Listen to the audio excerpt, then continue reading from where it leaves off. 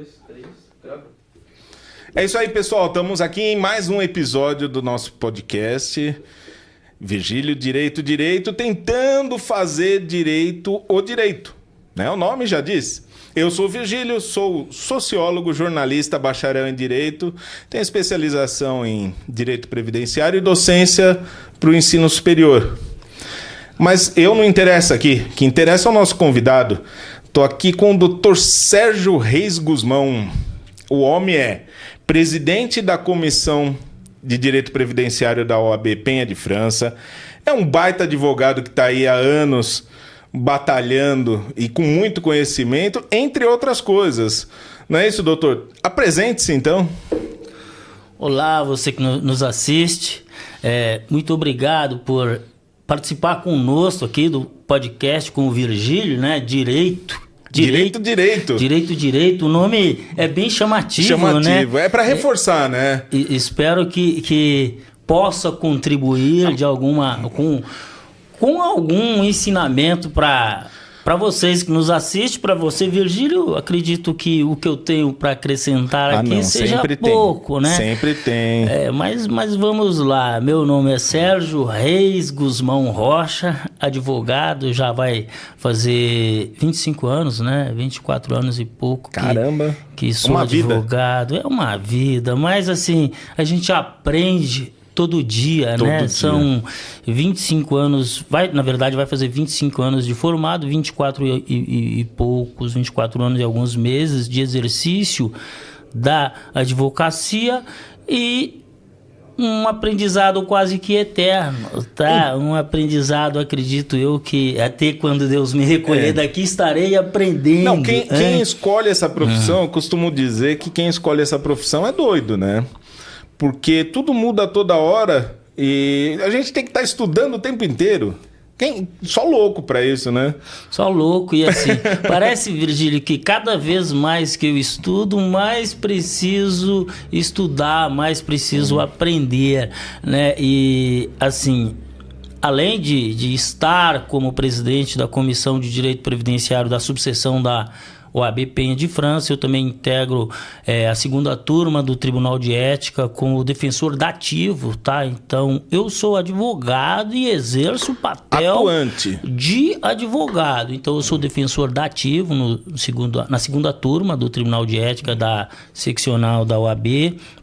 Sou professor universitário aqui na Universidade Brasil, aqui na Zona Leste, tá? Aqui em Itaquera. E minhas especializações em processo civil pela Universidade Brás Cubas, tá? Em direito previdenciário pela Escola Paulista de Direito e também o mestrado na PUC. Fiz o mestrado em direito previdenciário. Conhecimento a dar com pau. Não tem. A gente conversa e dialoga sobre alguns temas. Tem algumas pessoas que o senhor fala... talvez eu possa contribuir. Tem pessoas que só de estar presente já está contribuindo, a energia do conhecimento se espalha, assim. Então a minha presença, acredito que ajude. Ótimo, já é ilustre. Estamos aqui para... Mas são quase 25 anos, doutor. É uma vida mesmo, né? 25 anos. Eu fico imaginando as histórias que o senhor tem nessa caminhada. Sabe, Virgílio, as histórias, e aí eu vou partir um pouco para o que eu discuto em sala de aula com os alunos, tá? Eu falo, o direito em si, ele é uma história. Viver o direito é contar histórias, tá? É contar histórias do direito e... Já com uma certa experiência, que diga-se de passagem, depois de 20 anos de advocacia, todo mundo tem uma história, mas depois de transitar aí pelo mundo do direito em si, porque não são 25 anos de direito previdenciário exclusivo de direito, são 25 anos de direito previdenciário, de direito trabalhista, sabe mais de família. Que muito servidor. Não sabe não, mas aí a gente... sabe a gente começa a aprender alguns macetes práticos, né? Que só o dia a dia da advocacia... É o que chamam hoje em dia de expertise, né? Então, aquilo só adquire na prática mesmo, a expertise, né? E a prática ali, né? A prática da advocacia. Eu costumo dizer, acho que eu não serviria para ter uma outra... Não como serviria, mas é que a gente consegue se adaptar a tudo, né? Principalmente quem trabalhou em oficina, quem trabalhou vendendo picolé, quem trabalhou fazendo mil coisas, tá?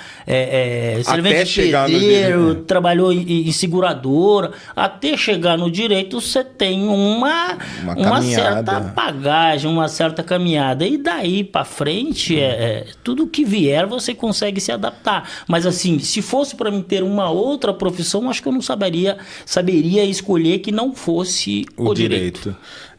Quem não conhece a história do Dr. Sérgio, eu como conheço, a gente já conversa bastante, a gente trabalha junto ali na Comissão de Direito Previdenciário da P. Então você tem aquelas histórias, né? Quem conhece um pouquinho da caminhada do Dr. Sérgio, não imagina o que ele já passou, tá? De ter o pé no chão ali no barro, até chegar onde chegou. E isso é bacana. Eu como sociólogo, eu tenho a mania de ficar observando as coisas e a gente tem mania de criar teorias, tá? E esses dias eu estava comentando com a minha companheira que existe um fenômeno, até a gente discutiu no outro podcast com o Danilo Schettini, que parece que é uma coisa que acontece com todo advogado. Ele sai da faculdade, ele começa a trabalhar. Quando ele começa a entre aspas, se dar bem no mercado, ele dá aquela... É chato até falar, ele dá aquela empinada, né? E cai. Aí os bons se recuperam e vão mantendo aquela experiência de você subir, vai para a soberba, vai para o poço e depois não. Aqui é meu lugar, aqui é o meu jeito de trabalhar. O senhor passou por isso também? No começo deu aquela subida, de repente caiu tudo, aí depois não, calma, vamos...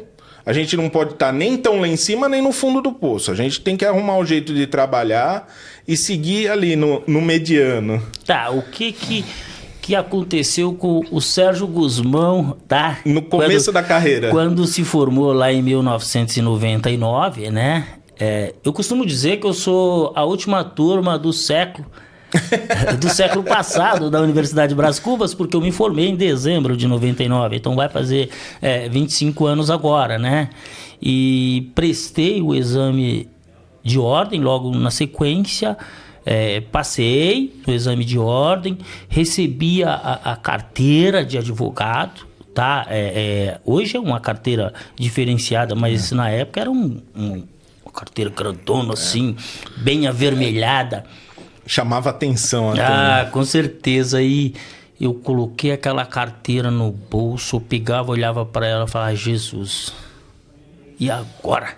O que faço com uma carteira dessa com tamanha responsabilidade? Porque ela pesa. Ela pesa. E assim, quando você conclui a faculdade, você sai na ânsia e na vontade de advogar. Querendo processar todo mundo. Querendo todo mundo que te fechou no sinal de trânsito, mesmo que não aconteceu nada, você quer processar. Mas assim, eu tive receios. Eu sempre tive receios. Por quê? Porque quem processa pode também ser processado. Então eu passei muitos apuros logo no início da carreira, né? E tinha receio. Não receio de advogar, porque eu tinha receio de não conseguir advogar do jeito que o direito precisa ser exercido, tá? E aí, desde da minha época, já 2 décadas e meia, né? Eu ouvia dizer, terminou a faculdade, já... num linguajar bem simples, já engata em uma pós-graduação, vai fazer uma especialização. Hoje eu penso exatamente o contrário. Não foi isso que eu fiz. Então, eu fui fazer a primeira pós-graduação em 2006. Nossa. Olha para você ver. Então... Uma distância grande, Uma distância grande. Depois de 2006, isso eu fiz em Direito Processual Civil. Depois, em 2010, eu fui fazer uma segunda em Direito Previdenciário. E só fui fazer o mestrado em 2015. Concluí em 2015, né? Então, assim... Eu nunca tive essa ascensão de subir muito na carreira. Eu tive dificuldades no início, e acredito que todo profissional tem a dificuldade no início, ainda mais quando não se tem uma base, um apoio, um porto, né? Para de vez em quando você ter sua âncora, né? Pé no chão ali, Sim, né? então eu tive dificuldades e não cresci para ficar no topo. No topo. E também não é o objetivo. E nem se sentiu. E nem se sentiu no topo. Nem me senti, nem quero me sentir. Eu quero continuar advogando. O que às vezes a gente vê na prática, né? Principalmente no jovem, né? Porque os hormônios ali, né? Botam a pessoa naquela ansiedade. Quando começa a advogar, que começa a dar resultado... não que ele suba até o topo, mas ele já se sente lá, no cume do Everest. É onde acontece aquela queda e depois vem a estabilização. Acho que com o senhor, como o senhor entrou na advocacia, no direito, um pouco mais maduro, que nem o senhor falou, foi indo aos poucos, driblando cada problema de uma vez, um por vez. E indo aos poucos até se estabilizar. Isso é próprio da maturidade, né? Sabe, Virgílio, as pessoas têm um ditado, e é corriqueiro aí, fala, ó, tem que amarrar matar um leão a cada dia. Exatamente. E deixar outro amarrado. Não é mais fácil você conviver com os leões? É mais fácil você conviver com os leões e adaptando. Lógico, se você querer subir rápido demais, aqui eu faço até, de certa forma, uma brincadeira. Um eucalipto, por exemplo, planta de eucalipto, uma árvore, eucalipto, ele cresce rápido. E por que ele cresce rápido? Porque ele vai ser podado também de forma rápida. Sim. Então é melhor você ir de forma gradativa. A escada tem um lance por cada vez. Se você respeitar a subida e respeitar a descida também, se você respeitar a subida, você não vai descer. Se você tiver que descer, você vai descer 1 grau de cada vez também. E você consegue se adaptar e se ajustar. Para tomar impulso para depois subir de novo, né? Que é o certo, né? Se a vida te empurra um pouquinho para trás, você toma um impulso para ir para frente. Agora, se te joga no poço, aí é jogo duro. Complica. Mas saindo aqui dessa área mais pessoal, vamos lá pro direito. Sim. Vamos pro direito, que é o que importa. O senhor falou que tá lá no Tribunal de Ética, o famoso TED. O TED que não é o ursinho, não. O TED é aquele cara chato. Como que é a atividade do TED hoje? Olha, no TED, como eu disse, eu sou advogado. E advogado que faz a defesa dos advogados. Eu sou dativo, e é como dativo da Defensoria Pública, através do convênio da OAB, Procuradoria-Geral do Estado, né? Então, aqueles advogados que não se defendem, aí eu sou um dos advogados nomeado para fazer a defesa deles, tá? Deve ser um serviço gostoso, né? Olha, complicado. É complicado. Complicado, mas deve ser gostoso, porque mexe muito com a cabeça, né? Você aprende muito e, assim, como eu disse, o direito é um aprendizado. E atuando como defensor dativo, você aprende sempre o que nunca deve fazer. Porque se fizer, desculpa o palavreado, vai dar caca. Vai dar caca. Se fizer, e assim, atuando no Tribunal de Ética, são números e números e números de processos. A gente não pode nem entrar em detalhes mais específicos, mas tem coisas absurdas, tem coisas que são também, vão para lá, coisas muito simples e que não teriam nem razão para de estar lá, mas estão. E os advogados não se defendem, é uma pena, viu? E se eu pudesse aqui, não sei se pode dar conselho ou não aqui. Pode? Nesse canal Direito no O nosso canal, ele é aberto assim. O foco é o direito. Não só para advogado e não só para a população. Para aprender. É para os dois. Para os advogados. Então, mantenha o seu endereço, mantenha os seus endereços e telefones atualizados junto à OAB. Mantenha os seus telefones, seus endereços atualizados junto à OAB. Até porque se der algum processo, se tiver alguma reclamação no TED, a defesa em tempo, dentro do rito, ela é bem mais vista do que o negócio seguir a revelia, né? E não só por isso, ninguém melhor do que você para entender a sua relação Exatamente. com o cliente. Ninguém melhor do que você para traçar ali ou apresentar ali, ó. Não, a versão não é essa. Como dizia, o papel aceita tudo, né? O papel aceita tudo. Então vem uma reclamação cheia de barbaridades. De barbaridades ali. Ninguém melhor do que você. E o Tribunal de Ética te intima, sai uma publicação no edital para você se defender, vai uma intimação, vai uma cartinha, uma correspondência no seu endereço, tá? Então, mantenha os seus endereços atualizados, é a melhor forma, porque ninguém melhor do que você para fazer a sua defesa, porque é você e o seu cliente. Não, e é legal que é um lugar onde você pode advogar em causa própria. Você pode advogar em causa própria. E é até melhor você advogar em causa própria, como o senhor falou, né? É você que sabe o que aconteceu naquela situação. Sim, e tem barbaridade lá, hein? Que os clientes reclamam dos advogados e eles juntam conversas, por exemplo, de WhatsApp. Só aquilo que interessa. Ah, sim. Só aquilo que famoso interessa. corte. Só aquilo que interessa. E aí, se você não tem seu endereço atualizado, se você não se defende, como que... Então, como que você vai mostrar o restante da conversa para conceituar aquela... A tendência é de que haja uma punição.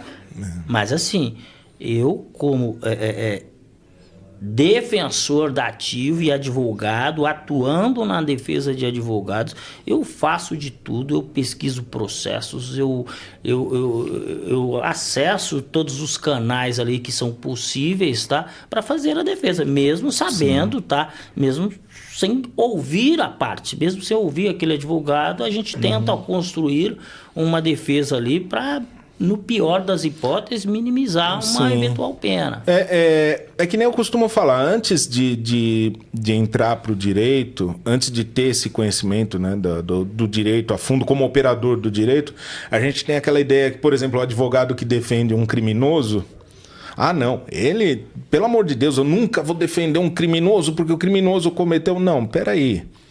O advogado está ali para preservar que seja aplicado o direito de forma correta, independente de ele ter sido culpado ou não. Se ele for culpado, vai ser aplicado a pena, né? Só que na devida proporção. Então o advogado está ali justamente para não haver excessos, para não ter nenhum tipo de problema. E o seu papel ali dentro do TED é quase de um advogado criminalista. Sim, né? sim. Está defendendo ali. Se nós olharmos o Estatuto da Advocacia, no artigo 68, artigo 68 do Estatuto da Advocacia está claro. As regras a serem aplicadas são as regras do Código de Processo Penal, sim, tá? Na ausência de norma específica dentro do que determina o estatuto lá, o Código de Ética, aplica-se as normas do Código de Processo Penal, depois as normas do Código de Processo Civil, do Código de Processo Civil. Então tem o Código de Ética, na sua ausência, por similaridade, aplica-se as normas do Código de Processo Penal, então o processo é regido como um processo penal. E dentro daquilo o rito dele, então, ele segue bem como o penal. Bem o Código de Processo Penal. E fora isso, tem as normas também do Código de Processo Civil, sem deixar de observar a Constituição Federal. Tá? Ali parece que é aplicada toda a pirâmide de Kelsen, né? Porque, por exemplo, me corrija se eu estiver errado, a gente está aqui só para debater o assunto. Um advogado que tem a denúncia dele, por exemplo. Tem a representação. A representação. O cliente dele fez a denúncia entre aspas, né? De que ele pegou o dinheiro e não repassou. Tá? Então, só ali nessa situação a gente já tem o direito civil com o contrato, saber que dinheiro que é esse, se é o dinheiro que foi contratado, se é o valor que foi contratado a título de honorários ou não, se é o valor que foi recebido. se pegou mesmo o dinheiro, aí entra uma pena, o Código Penal. E por um acaso, se por um acaso ele deixou de proceder em algum ato do processo, é como se fosse um processo administrativo. O direito administrativo, que o advogado aí também segue as regras como um servidor. Sim, ele tem as penalidades de atuar ou deixar de atuar. Se eu tivesse que fazer uma correção e você me autorizou, faça uma correção. Não, mas é para fazer mesmo. Aqui é para fazer direito ou direito. Me faça uma correção se entender necessário. Eu faria uma correção somente com relação à dita pirâmide de Kelsen, né? Porque ela não é... Todo mundo diz a pirâmide de Kelsen, mas Kelsen mesmo nunca falou sobre essa pirâmide, sobre a hierarquia das leis. Né? Quem disse isso e quem escreve sobre isso, na verdade, nós poderíamos dizer a pirâmide de Bobbio. Que Bobbio é que veio com essa situação. Kelsen falava sobre a hierarquia das leis. E aí Bobbio desenhou a pirâmide e falou a pirâmide de Kelsen, mas na verdade, então se tivesse que fazer algum reparo, fazer reparo é com relação a isso. E a vantagem de o nosso estatuto, o estatuto da OAB, o Código de Ética, ele preserva bastante a hierarquia das leis. Sim. Então ele tem a Constituição, tá? Tem a Constituição ao pé da letra como a norma maior.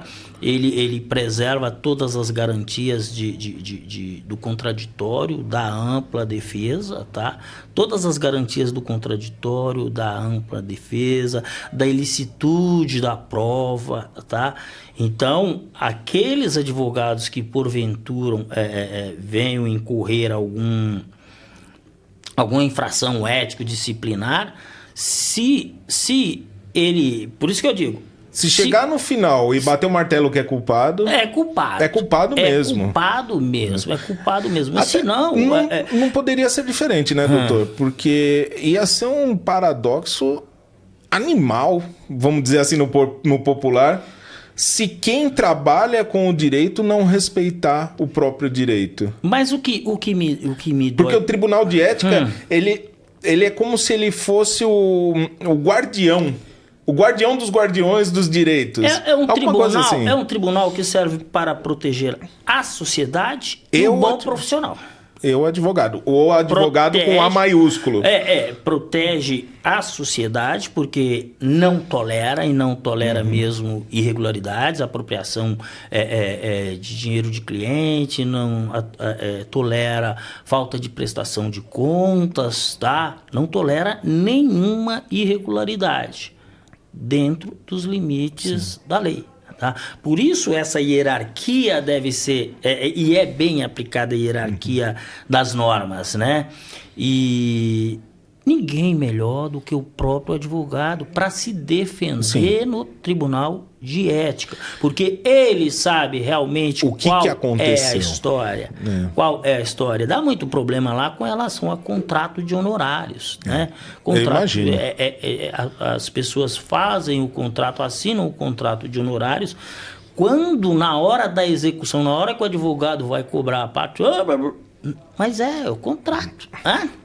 E é por isso que... isso faz lei entre as partes. E é por isso que alguns processos, alguns ritos, foi liberado o destaque, né? Sim. Porque você apresenta na ação o contrato e quando for pagar lá o RPV, o precatório, já tem o destaque do advogado. De honorários. É muito importante que os advogados tenham um contrato com seus clientes, tenham uma boa relação com o seu cliente, mas se essa relação começou ruim ou começou a desgastar, porque às vezes o processo demora tanto que as pessoas, os jurisdicionados, pensam que está demorando por conta do advogado. E aí começa uma relação desgastosa e desgostosa entre as partes. E aí ele começa a achar que essa morosidade é por conta do advogado. E muitas vezes entram reclamações absurdas lá que mandou WhatsApp, mandou mensagem, o advogado não responde as mensagens. Mas ninguém, advogado nenhum, consegue ficar o dia inteiro respondendo mensagens de WhatsApp, senão não trabalha. Vai trabalhar no caso dos clientes como? Por cima, só por cima. Quantos processos ativos, quantos clientes o senhor tem hoje? Por cima, só para a gente ilustrar alguma coisa nesse sentido. Uns 250. Imagina 250 mensagens hoje entrando no seu celular. O senhor vai responder? Impossível, não tem como, não tem como. Aí a gente deixa também um recado para quem não é advogado e está assistindo a gente, para melhorar essa relação com o seu advogado. Não ter o seu advogado como inimigo, a não ser que ele seja de verdade, tá? Porque tem picareta em toda a profissão. Tem jornalista picareta, tem policial, tem advogado, tem tudo. Mas se o advogado está ali na sua vida como um ponto de confiança seu, confia. Só se ele der uma... Né, Nessa autorização que você me deu para dar conselhos, primeiro disse que conselho, se fosse bom, não se dava, se vendia. Depois eu deixo o Pix, então. Conselho, se fosse bom, não se dava, se vendia. Porque os nossos conselhos aqui são bons. Eu vou deixar o Pix assim, depois. Falando diretamente agora para o jurisdicionado, para o segurado. Nos contratos previdenciários, por exemplo, a maioria dos contratos são ad êxito. Sim. Você entendeu? A maioria dos contratos são ad êxito. Então, se o seu advogado, se você não ganhar aquele processo, ninguém ganha. Ninguém ganha. Então é interesse do advogado ganhar. Há interesse do advogado ganhar. E ele precisa ganhar para sobreviver. Sim. Hoje, conforme nós havíamos conversado, hoje eu vim participar de uma perícia, de um processo que faz anos que eu estou lutando com esse processo. A ação foi improcedente, eu entrei com recurso, conseguimos a improcedência. Primeiro na via administrativa, olha só para você ver, na via administrativa foi indeferido o processo, um processo de aposentadoria. Entramos na via judicial, pedimos a realização de perícia, pedimos a procedência, pedimos a apreciação de prova emprestada. E depois de anos o juiz vem em julgação improcedente. Lá vai... Vamos recorrer. Entramos com recurso, conseguimos reverter a decisão para anular a sentença, para que fosse feita perícia. O perito demorou 6 meses para poder conseguir agendar lá a perícia. Nesse meio tempo, o cliente já estava desesperado, achando que o processo estava largado. Eu imagino quantas mensagens desse cliente. Você imagina quantas mensagens, mas nós fomos...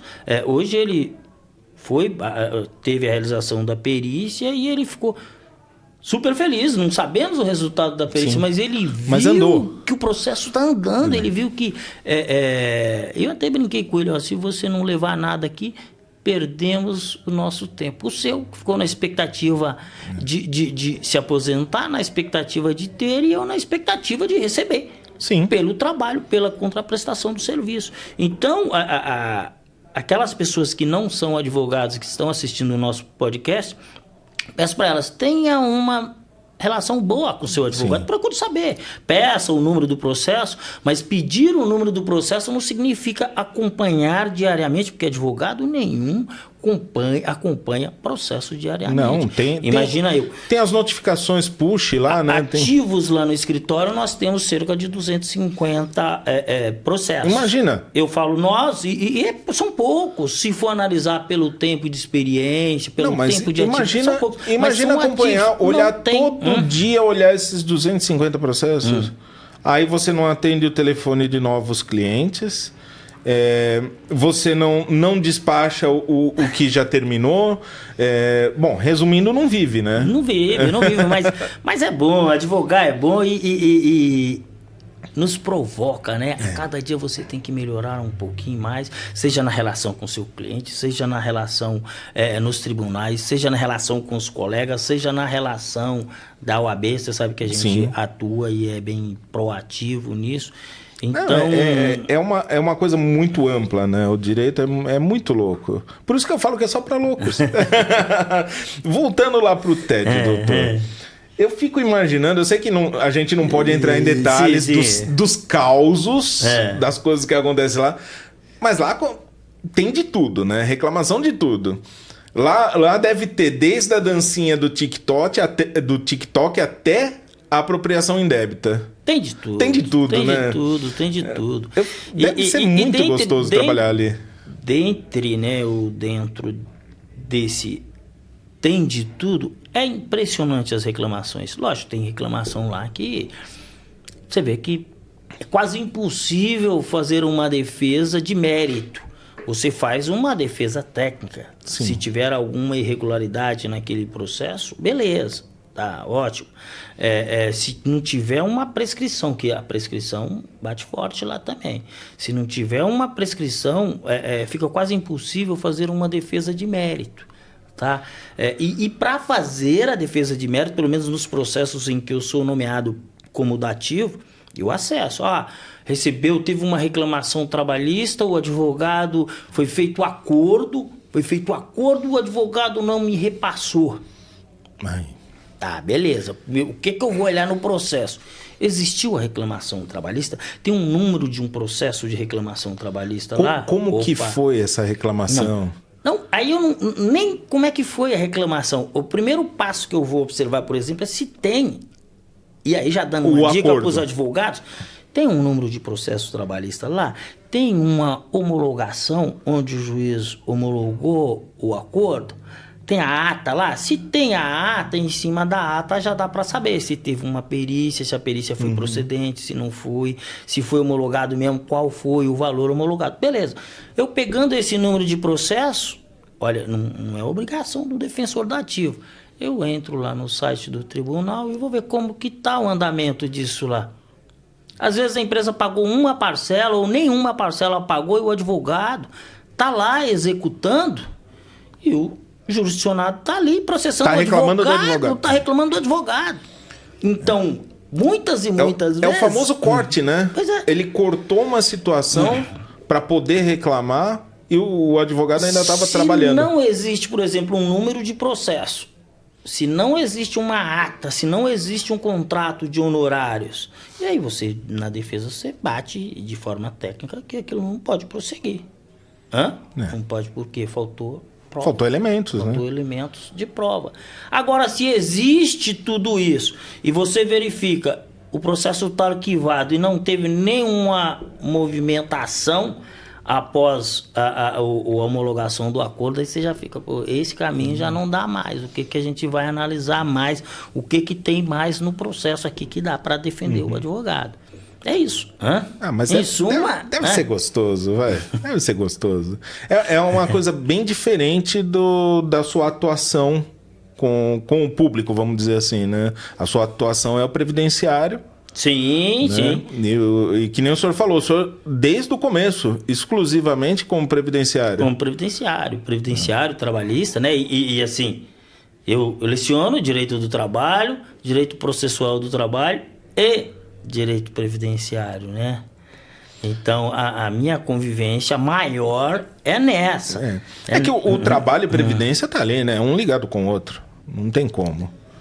Então... Não, o direito do trabalho e o previdenciário tá ligado. Mas é preciso haver um casamento, tá interligado, mas tem que haver um casamento, tem que haver uma junção muito boa, porque no direito previdenciário, nem tudo aquilo que é deferido nas verbas trabalhistas serve para o direito previdenciário. Era isso que eu ia falar, eu até freiei. Nem tudo do direito previdenciário serve para o trabalhista. O nosso primeiro episódio, aí fica a dica aí pro pessoal também assistir, o nosso primeiro episódio foi exatamente os imbrólios entre trabalho e previdência no direito. Isso é papo para 20, 30 episódios aqui, a gente não vai chegar no meio da discussão. Não chega a nenhum consenso. O juiz previdenciarista, ele não acolhe dificilmente, mas talvez seja mais fácil a parte administrativa acolher uma prova produzida na Justiça do Trabalho do que um juiz previdenciarista. Um juiz... Até porque os ritos parecem ser diferentes. O rito do trabalhista, né, do direito do trabalho, é um rito próprio. Né? E o previdenciário, como ele não tem rito próprio, ele segue o rito civil. Da mesma forma, Virgílio, que o juiz previdenciarista muitas vezes não digo a maioria das vezes, mas muitas vezes ignoram uma prova produzida ali na Justiça do Trabalho, o trabalhista não quer nem saber de prova previdenciária. Ele não quer nem, mas não passa. E se não for com muita discussão, com muita persistência, com mostrar muito que você conhece a legislação, na primeira audiência ele já acaba com você. Sabe o que eu acho engraçado nesse jogo aí, né? Nessa engrenagem que nunca se engrena entre trabalho e previdência? Acidente de trabalho é um benefício pago pela Previdência, quando você tem uma sequela. Sim. Tá? Só que o acidente de trabalho, ele é na esfera estadual. Quando você vai entrar com uma ação. Ele não é considerado como um direito previdenciário. Pois é, veja, na esfera estadual, fica de fora a Justiça Federal e fica de fora a Justiça do Trabalho. Justiça do Trabalho, você só pode pedir uma indenização por conta daquilo. Isso. Tá? Você só pode pedir olha que loucura, você só pode uma indenização por conta daquilo. E por ser um benefício custeado pelo INSS, deveria ser na Justiça Federal. Deveria ser mais É engraçado porque a gente pega assim, na pior situação, quando a gente fala de previdência, as pessoas têm que entender, até os advogados têm que entender que a gente está falando de seguro. É o seguro, né? Quando eu dava palestra, eu sempre falava, o benefício previdenciário, ele é um seguro que te protege contra a perda da capacidade laborativa. E essa é a teoria, tá? Então, a perda da capacidade laborativa pela idade, temporária no caso de uma gravidez, né? Quando nasce o nenê, ou quando tem uma doença incapacitante. Mas o acidente, ele é uma situação tão complexa, porque você, de uma hora para outra, o acidente, já o próprio nome diz, aconteceu, não é nada programado e é uma coisa que vai criar impactos para a pessoa que foi acidentada, como, por exemplo, perder um pé. Né? Isso deve ser horrível para a pessoa que perdeu o pé se adaptar. Né? Então, ela vai ter sequelas, aconteceu o acidente, vai ter sequelas, teve todo o problema de saúde ali envolvido. Aí, quando passa para a área do direito, vamos trazer essa situação ruim do segurado para a área do direito. A gente tem essa fragmentação louca do direito, porque o advogado novo que saiu da faculdade, que se meteu aí a louca de fazer o previdenciário, que é loucura trabalhar com previdenciário. Aparece um caso desse no escritório dele, ele olha e fala, meu Deus, eu vou lá pro Jeff? É coisa pequena, eu vou lá pro Jeff. Não. Mas alguém falou que era estadual. Então eu vou pra trabalhista, porque foi dentro da empresa. Né? Não, tem uma terceira via para ajuizar essa ação. E é engraçado que o judiciário ele não se conversa, que nem a gente estava falando da prova emprestada. A emprestada no Estado não funciona, no Federal não funciona. Às vezes na administrativa, que não tem nada a ver, funciona. Então, as coisas no direito elas seguem fragmentadas de uma tal forma que cada um parece que tem vida própria. Tem uma vida própria. Olha que loucura isso. Loucura mesmo. E essa questão da prova emprestada, por exemplo, eu escrevi um artigo, né, 2020, 2019, 2020, sobre a prova emprestada. E assim, esse artigo, eu publiquei esse artigo, ele hoje está no STJ, né, na biblioteca virtual do STJ. E ali eu descrevo várias situações hipotéticas e algumas reais também de o que acontece no dia a dia dos processos. Se falássemos aqui de aposentadoria especial, por exemplo, dica para advogado, eu fugiria, tá? Eu fugiria, por exemplo, do JEF, do Juizado Especial Federal, fugiria mesmo. Daria um jeito de processar a autarquia junto tudo a uma nas varas comuns da Justiça Federal. Mas o que isso me traz? A experiência. A experiência. Isso, a experiência. São esses 25 anos de... É engraçado que o direito é o mesmo, né? Não muda, né? O JEF, a vara, ela deveria julgar pelo mesmo direito, né? pelo menos obedecer o que determina a legislação, né? Porque não é o que você quer, não é o que o juiz quer, é o que a lei determina, tá? É o que a lei determina. E assim, mas a experiência mostra que os caminhos da advocacia são árduos, principalmente quando ele começa alguns embates com o Poder Judiciário. Por isso que nas aulas, durante o período que eu estou ministrando aulas, eu falo assim, eu por experiência prática, eu não terminaria a faculdade de Direito, tá? O curso, concluiria o curso de Direito e já ingressava em uma pós-graduação, em uma especialização. Porque você nem digeriu aquele conhecimento da faculdade ainda? Por que você fala para dar essa espécie de conselho de não fazer uma especialização? Você vai se especializar naquilo que você conhece. E quando você sai da faculdade, você sai nu e cru. Você sai com muita teoria e nada de prática. Você não digeriu aquele conhecimento todo para pôr em prática. E quando começa a pôr em prática, aí você já está você já está colocando mais conhecimento na cabeça de uma coisa que você não tem a prática. Não tem a prática. Você é especialista em quê? E a especialização é prática. É prática. A especialização é vivência prática. E talvez seja até por isso que, de 99 eu fui fazer uma especialização em 2006, perdão. Tá? E de 2006 passei mais um tempo, já militando com bastante tempo na área previdenciária. Fui fazer uma especialização em 2010, porque eu achei que aquele conhecimento que eu tinha já estava sendo superado, aliás, é superado todo dia. E depois eu ingressei no mestrado, após terminar a especialização em Direito Previdenciário, a segunda pós, eu fui fazer o mestrado, entendeu? Mas assim, nenhum tempo para você digerir aquilo que aquela bagagem que foi ministrado primeiro durante o curso, durante a graduação, depois de uma especialização, digerir aquilo que você aprendeu naquela primeira especialização, depois digerir o que você aprendeu na segunda, para depois ir fazer um mestrado. Sim. E até hoje eu vivo estudando e tentando aprender, tentando entender a legislação. E nesse tentar entender a legislação é que esbarra a minha indignação com os processos, por exemplo, de aposentadoria especial que nós comentamos aqui no Juizado Especial Federal. Então, advogados e advogadas, fujam do Juizado Especial Federal quando se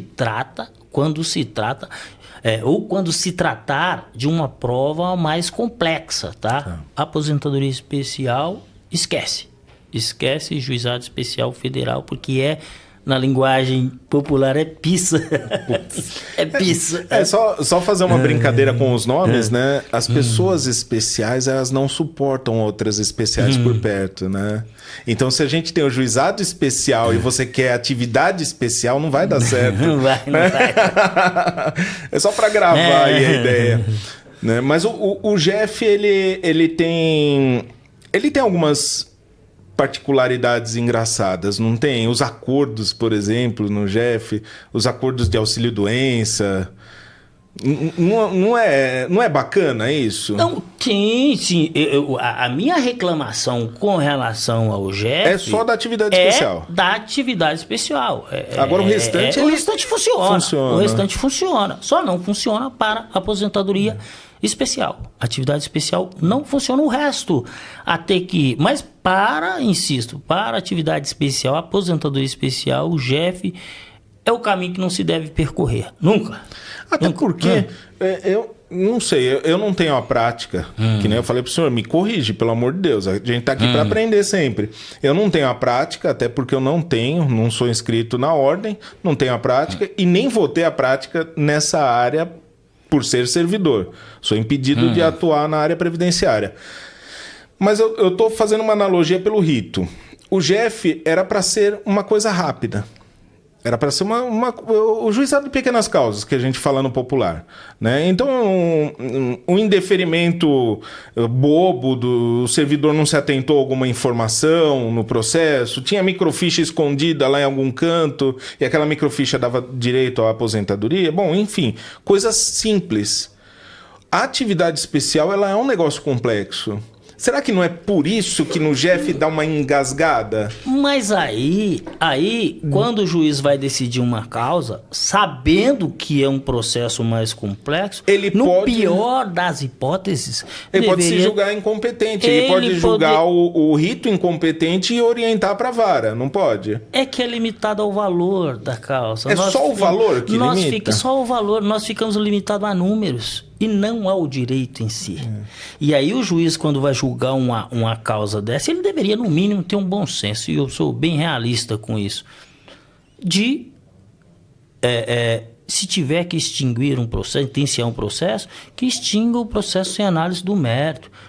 Não mata o segurado pela segunda vez, porque ele já vem da via administrativa. Às vezes passa anos e anos e anos ali brigando na via administrativa, porque ele não quer litígio. E às vezes uma falha boba passou pelo servidor, passou pela junta de recursos e vai esbarrar na justiça. E quando vai para o juizado especial, se declina da competência, acho que não é vergonha falar que não tem competência para analisar uma causa mais complexa, mas eles se limitam literalmente ao valor da causa. E aí vai e julga um processo com análise do mérito, quando o cliente não conseguiu produzir uma prova. E olha que absurdo. O trabalhador, quando nós falamos de aposentadoria especial, nós falamos no geral, regra geral, né? Não vamos falar das especificidades, mas nós falamos regra geral, o trabalhador que está exposto a um risco, no ambiente de trabalho que possa lhe trazer algo prejudicial à sua saúde. E está com a vida reduzida pelo trabalho dele. Por conta disso, né? E se tivermos tempo, eu já falo dessa redução da vida aqui. Aí ele vai pedir um documento para a empresa muitas vezes não dá. Quando dá do jeito que ela quer. Isso é questionado na via administrativa, e você como servidor sabe bem disso, é questionado na via administrativa, e na via administrativa o servidor está lá para aplicar a lei. Eu vou analisar a documentação, preencheu ou não preencheu. Isso vai ser discutido no judiciário e muitas vezes o juiz, e aí a reclamação, a bronca contra essas decisões que são proferidas no GF, são o quê? Que os juízes falam, é dever da parte apresentar o documento, produzir prova, mas a parte já está dizendo, esse documento, aí ele não marca uma perícia, como aconteceu no caso de hoje. Julgou a improcedência sem fazer perícia. Na primeira instância, sem fazer perícia, dizendo que era obrigação da parte apresentar o PPP. Mas apresentou o PPP. Se o PPP está irregular, não é a parte. Veja o quanto o segurado, o trabalhador em si, pode ser prejudicado. Sim. Se nós não estamos lá para fazer um recurso e falar, ele não tem como forçar a empresa a fornecer um PPP, e a empresa também não pode fornecer um PPP de forma que ela entende que é incorreta. Tá? Então, a empresa fornece esse PPP, no nosso entendimento, está irregular. Então, nós queremos que seja realizada uma perícia para saber se é ou se não é. Entendeu? E o que o juiz havia feito? Havia julgado improcedente. E aí, depois de um recurso, inclusive com sustentação oral no tribunal e tudo, o tribunal falou, não, é preciso fazer uma perícia para saber se de fato as condições que esse trabalhador esteve exposto é especial ou não. E se for especial, lógico, aí vai depender das conclusões do laudo, para na prática ver se era o caso de aposentadoria especial, se não era, se era só de aproveitamento de algum período ou não, e fazer conversão para comum, mas no mínimo o que se esperava é que deferisse a produção da prova. Sim. Né? Talvez nessa ânsia do GF de findar o processo logo, por ter essa característica de ser um juizado de pequenas causas, finaliza ali, né? O juiz fala, tá bom, não, tchau. Ao invés de, que nem o senhor falou, na dúvida, era melhor... extinguir sem análise do mérito. Isso, sem análise do mérito. Extingue o processo, porque eu não tenho condições de analisar com isso que está aqui. Ponto, acabou. Né? Esse era o mais correto, o menos prejudicial para o segurado. Nós falamos aqui, por exemplo, e você falou aqui da redução do tempo de vida. E aqui, especificamente, falando de motorista e cobrador de ônibus, vou ser bem rápido aqui para ser meio sucinto aqui. Atividade de motorista e cobrador de ônibus. Tem pesquisas, né, estudos científicos em que mostram que 60,20% dos motoristas e cobradores de ônibus da cidade de São Paulo, eu falo da cidade de São Paulo, tem transtornos depressivos.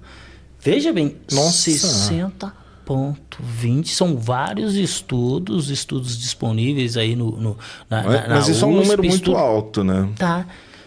Quer ver que absurdo? 71,3% dos motoristas e cobradores de ônibus tem transtorno de ansiedade. Nossa. O trânsito de São Paulo mata, né? 71%. É um número alto. 71% de uma classe trabalhadora tem transtorno de ansiedade. Nós temos casos de clientes lá do escritório. Eu falo nós porque eu e a doutora Ana Paula, você conhece, nós advogamos já há bastante tempo nessa área, de motorista que simplesmente travou no trânsito. Travou.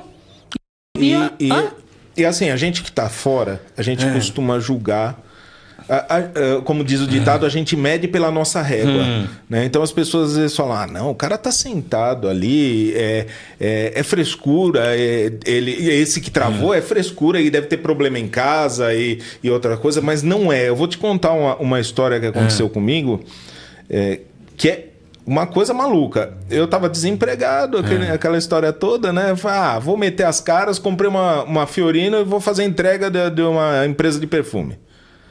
Eu não tenho problema com propaganda, eu fui fazer entrega da Natura. Né? E o Boticário que me perdoe. Aí, o que aconteceu? Fui trabalhar sozinho, meti as caras mesmo, sem ajudante, sem nada. Consegui numa transportadora um biquinho lá de... eles chamam de coringa, né? Aquele motorista que faltou aqui ou teve muita carga nessa linha, você pega um pedaço, sabe? É o quebra-galho ali. É o Severino, né? É o Severino, isso. É o Severino. Então, assim, tinha várias linhas, vários lugares de entrega. O que eu mais gostava era Osasco. A terra de Osasco. Que a região que eu pegava de Osasco, o único problema era a numeração das casas que não batia. Mas depois que eu comecei a conhecer as consultoras, era rapidinho. Rapidinho, não tinha trânsito em Osasco e tal. Vamos embora e tal. Quando eu pegava Pinheiros, eu queria morrer. Porque sozinho em Pinheiros é impossível. O cara que era oficial da linha de Pinheiros, o motorista que era oficial, ele tinha um ajudante. Porque lá não tem lugar para parar. Então ele parava em qualquer lugar com a Kombi ligada lá, o ajudante entregava e acabou. Agora eu sozinho, para fazer a entrega, tinha que sai do carro, fecha o carro, sai com a caixa, entrega, volta, não sabe se o carro tá lá, se ele foi guinchado. Era um horror, sem contar o trânsito, né? Bom, enfim, mas fazia. Precisava, vamos embora. Um belo dia, calor de janeiro, aquele inferno, calor de janeiro não, estava em dezembro. Aquele inferno das compras, aquele trânsito maluco que fica em São Paulo nessa época de compras, um pouquinho antes do Natal. E eu lá, na Fiorino, sem ar-condicionado, aquele calor, tudo isso e aquilo, e nervoso, porque não podia parar todos esses transtornos. Aí, de repente, eu comecei a sentir uma lágrima descendo. Né? Eu falei, caramba, a poluição tá tanta assim, né? Ainda pensei comigo, falei, nossa, poluição é essa, né? E descendo a lágrima. A hora que eu olhei no retrovisor, minha cara tava toda caída. Eu não piscava, por isso que tava descendo a lágrima. A boca aqui embaixo, eu falei, meu Deus, eu tô tendo um AVC. A primeira coisa que eu pensei, e eu tava com um certo mal-estar, mas achava que era por causa do calor. Quando eu vi minha cara no retrovisor, eu falei, meu Deus, tô tendo um AVC. Como eu estava perto do Hospital das Clínicas, já entrei ali no bolsão, liguei para a transportadora, falei, olha, a carga tá aqui, manda alguém vir pegar que eu tô no PS. Né? Graças a Deus não era um AVC, mas por conta daquela condição, eu tive um problema no nervo trigêmeo. E eu tenho um pouco, ficou sequela, tudo bem que é estética, tem a boca um pouco torta na hora de sorrir, né? Eu sou todo torto, doutor. Mas Virgílio, agora você imagina... É uma situação, então é uma situação pontual. Eu ia de vez em quando para a linha de Pinheiros. Agora eu fico imaginando... 30 anos, 35 anos? O motorista do Rio Pequeno, a linha de ônibus que ele faz só uma ida e uma volta... De tão longa que é, eu não sei se ainda existe, tá? Na minha adolescência, que eu andava bastante pra lá e pra cá de ônibus, não tinha quase metrô, a linha do Rio Pequeno começava ali na região do Sacomã, ali na Tancredo, né? Uma travessinha da Tancredo, e até o Rio Pequeno. Era 2 horas pra ir e 2 pra voltar. Pois é, imagina a pessoa passar 35 anos ou mais aí, com uma experiência dessa e depois... vir o Poder Judiciário, sei lá quem quer que seja, e falar que ele não tem direito a nada. E vira uma pessoa falar, não é uma lei que falou. A lei fala que ele tem dinheiro... Dinheiro não, direito. Isso é porque eu não falei aqui dos problemas, além dos depressivos, né? Também dos problemas que causam no próprio... no próprio corpo. No próprio corpo. Eu senti na pele corpo, isso. É coluna, é na coluna cervical, são nos joelhos, são nos braços. E depois, os fatos em si são ignorados. Sim. E aí deixa de ser direito. Pois é. Doutor, eu sei que a gente teria conversa aqui para pelo menos umas 3 semanas direto, sem almoçar, sem ir no banheiro nem nada. E o papo gostoso é assim, vai rápido. A gente está chegando mais ou menos no fim já. Não, a gente já está chegando no fim mesmo, né? A produção aqui já está pentelhando a gente. Mas, enfim, o direito tem esses problemas e funciona. Às vezes a gente tem a ajuda dos operadores do direito. Mas uma dica... que eu acho, o senhor me corrige, pelo amor de Deus, que eu acho que fica para os principalmente para o motorista e cobrador de ônibus. Quando faz aquela parada de final de linha, não sai para puxar o fumo, né? Para acender o cigarro. Faz um exercício, um alongamento. Mexe um pouco o corpo para minimizar os problemas. Não estou falando que vai resolver, tá? Que é uma questão de saúde mesmo. Olha, assim, o exercício físico por si... e aí, sem fazer propaganda, eu acho que talvez a melhor pessoa que você pudesse convidar para falar aqui seria o Márcio Atala, né? Pois é! Fica o convite. Aí, Márcio Atala. Você convidaria o Márcio Atala para falar disso, né? Eu ouço ele todos os dias na CBN, tá? Então, assim, o exercício físico por si só já ajuda em todas as atividades. Acredito sim que isso possa trazer muitos benefícios para o motorista, para o cobrador de ônibus. Mas olha que coisa interessante, você falou do tempo do Rio Pequeno a Pinheiros, né?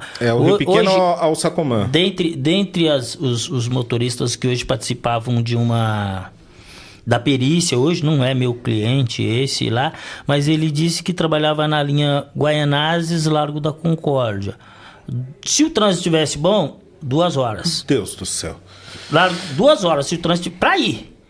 Se o trânsito estiver bom. Se o trânsito estiver ruim, aí vai depender do trânsito. O grande problema que eles têm é horário. Horário. Eles, com trânsito ou sem trânsito, tem um reloginho lá... que não para, o relógio não para. E eles têm que obedecer os horários da linha, eles têm que obedecer os horários do passageiro, tá? E às vezes o motorista transporta aí 100 pessoas ou mais de um ônibus daqueles articulados, grandão. Então você imagina a responsa que esse cidadão tem, tá? E é isso. Bom, agora, se eu tivesse que dar mais um conselho, se for tratar de suas aposentadorias, procure um advogado previdenciarista, porque o direito previdenciário, o direito como um todo, mas em especial o direito previdenciário, como diz o professor Vladimir, quem se aventura nesse ramo do direito precisa, no mínimo, conhecer a legislação de 1960 para cá, da Lei Orgânica da Previdência Social, Lei 3.807 de 60, até a reforma da Previdência, da Emenda Constitucional 103 de 2019. Porque se não conhecer a legislação nesse período histórico, com certeza não... E aí é aposentadoria especial no geral, né? Mas é isso, né? É isso. É isso. Eu sei que o papo é bom, mas o tempo é curto e a gente fica por aqui com mais um dos nossos podcasts, tentando fazer direito. Agradecer a presença do Dr. Sérgio, que é, como eu falei, é uma das pessoas que só de você estar perto já está absorvendo conhecimento. Não é, doutor? E você está dizendo, né? E deixar meu agradecimento ao pessoal do SampaCast, que é o projeto aí da Prefeitura de São Paulo, que ajuda a gente com um estúdio gratuito. A gente não. Está disponível para todo mundo, tá? Só tem que agendar. Estúdio gratuito, tem o projeto TEIA, que são um espaço de cowork, tem palestras, tem um monte de coisa. É o nosso dinheiro de impostos bem aplicado. Bem aplicado. Graças a Deus. Dinheiro de impostos, quando bem aplicado, é investimento. É investimento. E eu fico feliz com isso, quando o nosso dinheiro é bem aplicado. Passamos do horário, a produção tá com o facão lá para cortar nosso pescoço, mas é isso aí, pessoal. Ficamos por aqui com mais um podcast do Virgílio Direito.